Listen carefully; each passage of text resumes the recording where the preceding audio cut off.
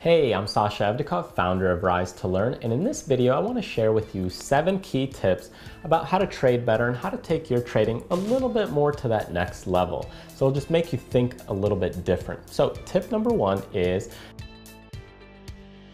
have an open mind when you're trading. There isn't just one way to make money in the stock market. Many people think that you just buy low and then sell high. And yes, this is a typical mentality, but that's the speculative version of trading. So understand that there's more than that. Now you can also sell things short, meaning you sell high and buy it back lower. But of course, this is a little bit more intermediate or advanced concept. Now going beyond that, remember that there's also Forex, there's also commodities, and then you have options. And with options, you can trade so many ways. You can do option spreads from iron condors to butterflies and calendar spreads, which is some of the things that I like to do actually in my own retirement account. So again, you have to find the ways in order to make money in the market and look at the different strategies and have an open mind. You can't just think one way or one directional, and if you do, you could get burned. And that's what most people do, is they just think, okay, this is my only way to trade and this is how I'm gonna trade because this is what I learned 10 years ago, that's what I'm gonna do from now on. Now, if it works for you and you're making consistent money, then by all means, that's great. But you're gonna have to learn and understand that there's not just one way to make money in the stock market. If you're frozen up at a certain level and you're not doing it correctly, you're not making consistent income, then you're not doing something right. So there's more one way to skin a cat, there's more than one way to make money in the stock market. Look at all the different ways and see which one fits your risk and reward strategy. See what fits your risk profile. See what fits you, and then make the decision and create a system around that. Tip number 2 is remember that the news and the media is really all about hype. It's there to give you insight, information, to show you what's kind of moving, what's going on in the market, maybe the economy. But remember that some people's agenda out there is really to persuade you to buy into what they're saying. So that way, if for example, they upgrade the stock, they want you to purchase that stock so they can sell back into you. And vice versa, if they downgrade the stock, they want you to sell the stock so they can buy into the stock in hopes of it running higher. Now, this isn't the case for everybody, but this is typically what happens. But a lot of the times, the news, the media, all those news channels that you watch on stock trading, a lot of it is just for entertainment purposes. And sometimes it's great to get some alerts here and there, but it isn't always the best methodology in order to be consistent, because it's not you doing the homework. Because how do you know when that other person is going to come on TV again? How do you know when that other person is going to upgrade or downgrade the stock? You really got to be focusing in on these specific people each and every time. So stay away from the news and the media. I mean, it's great for entertainment purposes, but it's not what you want to trade consistently. Tip number 3 is learn to trade first and manage your risk. Manage your money first before increasing your share size. So many beginners try and just go out there and trade 20 shares or 50 shares or 200 shares or 2,000 shares. They jump the gun before they really get there. Now, if you have a system and strategy in place to be able to go long-term investing, then obviously you might have to look at things a little bit differently because you're in it for the long haul.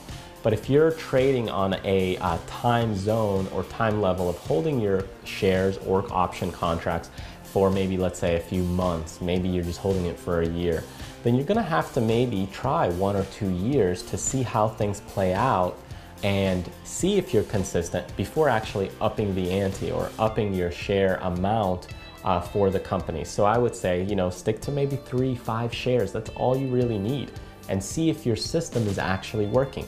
Test it out, put your emotions to the test and see how well you do. Once you do it, and if you are consistent, you can always increase your share size to 1,000, to 5,000, to 20,000 shares. Don't worry about that. But if you lose it all in the beginning, how else can you continue? So start first, figure out and get the system down before you actually jump head first into the water trying to trade large lots and large contracts. Tip number 4 is that you have to create your own personal risk and reward strategies. You have to create your trading system. No one can do it for you. I can't do it for you. And you shouldn't be following anyone blindly, including myself. I post on Twitter, I post on StockTwits, and I'm out there to kind of share a little bit of insight and information when I have time. But I don't always have the time to do that kind of stuff. So you need to really hone in and figure out your risk and reward strategy, your own plan. See what works for you, that way you can be consistent. This is all about coming down to you. The responsibility is on you because no one's gonna do your homework for you. You're an adult now and you need to take control into your own life. So if you're 20, you're bound to get a little bit of extra help and leniency from me. If you're 30, if you're 40, I'm gonna harp on you a little bit more. If you're 50 and you don't wanna do your own homework, I'm gonna pound on you a lot more than other people. So you need to be prepared to take responsibility and put things into your own hands and create your own trading system. Now, when I say stock system, I'm really talking about thinking of this as a business. Now, if you have a business where you're running desserts and you're creating desserts and you're buying a lot of inventory, like a lot of different fruits, a lot of different flour and wheat and so forth, then you're going to have expenses. The same thing in trading. It's a game of inventory. If your fruit goes bad after 3 to 5 days, you need to be making sure that you're producing a lot of different desserts and selling them. Same thing with stocks. If you're buying a lot of inventory, you need to make sure things are moving in the right direction. Otherwise, you need to get rid of that inventory. So don't let your fruit go bad. And what happens is a lot of people love to hold on to those losers. They love to let that fruit rot. Not just rot, but they love to have that fruit to have fruit flies. It's got, mold, everything. And then finally you start to get sick. Don't do that. You can't let that stock kill you. And you want to make sure you run it like a business. If you're making $500 from each winning trade, then maybe you might not want to lose more than $100 on any other trade, because it gives you an opportunity to lose 5 times on your winners, because that's where you'll break even. So focus on it as a business, and that's why I say create your own stock trading system. Tip number 5 is remember that people have different perspective. Some people have a detailed vision view, other people have a wider vision view. And by this, I mean some people are honed in only on the intraday charts. Some people are honed in only at the long-term 100-year plan. Think of Warren Buffett, he's a longer-term investor. Same thing goes in real life. Some people just live moment to moment and don't plan for their retirement. Other people plan and work for their retirement. You have to know what you are. It's not about being a better in one way or another, but you have to know what works for you, kind of going along with one of the other tips. So figuring out the way you see things and the way you view things, you might want to take a step back and then view things from a longer view and then also a shorter, close and zoomed in view. And understand that some people are bulls or bears, just like Jim Cramer on TV. He might say, oh, this stock is fantastic, but the downside behind that is they might not tell you how long of it is a bull stock. How long should you hold that stock? Is it only for a month, a week? That's the problem with going along with tip number 2, listening to other people. So again, understand that, looking at the different view perspectives, you're gonna get a different perspective from everybody. And that's why, again, you gotta do your homework and you gotta step back and see that forest. You gotta see the whole vision of how things work. Okay, tip number 6 is a little bit more on the technical node. So if you're looking for a speculative direction plays, if you're looking to trade some sort of direction on a stock and you're looking at charts and you're looking at technicals, don't just look at the intraday and see how many times it bounces off of that. By intraday, I mean the 30-minute time frame or the hourly or the 15-minute. Look on the daily or maybe look on the weekly, because within those 30-minute time frames, support and resistance is almost non-existent. There is some, but a lot of it is machine-oriented or computer-triggered. So if you look at the daily or more even the weekly, you have a much better chance to looking at the trend, and that's where the big bucks are.